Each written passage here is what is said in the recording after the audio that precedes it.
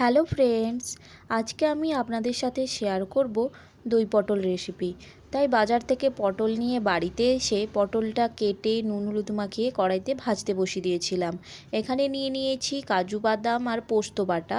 তারপর এখানে হলুদ গুঁড়ো, ধনে গুঁড়ো, জিরে গুঁড়ো ভালোভাবে জলের সাথে একটু মিশিয়ে রাখছিলাম।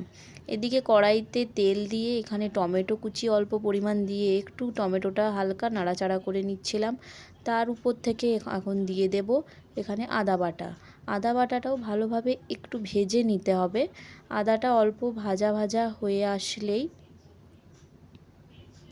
আদাটা এখানে অল্প ভাজা ভাজা হয়ে গেছে, এর উপর থেকে দিয়ে দেবো শুকনো লঙ্কা বাটা। শুকনো লঙ্কা বাটাটাও ভালোভাবে মশলার সাথে একটু ভেজে নিতে হবে। মশলার সাথে এইভাবে ভেজে যখন তেল ছেড়ে আসবে, এইবার দিয়ে নেব কাজু বাদাম আর পোস্ত বাটাটা। কাজু বাদাম পোস্ত বাটাটা পুরোটা দিয়ে দেওয়ার পর ভালোভাবে মশলার সাথে এটা কষিয়ে নেব। ভালোভাবে এখানে মশলার সাথে কষিয়ে নিয়েছি। এরপর দিয়ে দেব এখানে হলুদ গুঁড়ো, জিরে গুঁড়ো, ধনে গুঁড়ো মেশানো জলটা। এরপর এখানে নিয়ে নিয়েছি 2 চামচ টক দই। টক দইটা এখানে ভালোভাবে ফেটিয়ে নেব।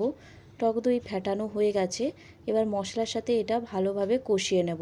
টক দইটা ততক্ষণ অবধি কষাতে হবে যতক্ষণ না টক দই থেকে তেল ছেড়ে আসছে। এইভাবে তেল ছেড়ে গেলে তার উপর থেকে অল্প পরিমাণ কাসুরি মেথি আর দিয়ে নেব গরম মশলার গুঁড়ো। গরম মশলার গুঁড়ো ভালোভাবে মিশিয়ে ভেজে রাখা পটলগুলো দিয়ে নেব। ভেজে রাখা পটলগুলো দিয়ে ভালোভাবে পটলটা মশলার সাথে কিছুক্ষণ কষে নেব। কষা হয়ে গেছে, এরপর দিয়ে দেব অল্প পরিমাণ নুন আর চিনি।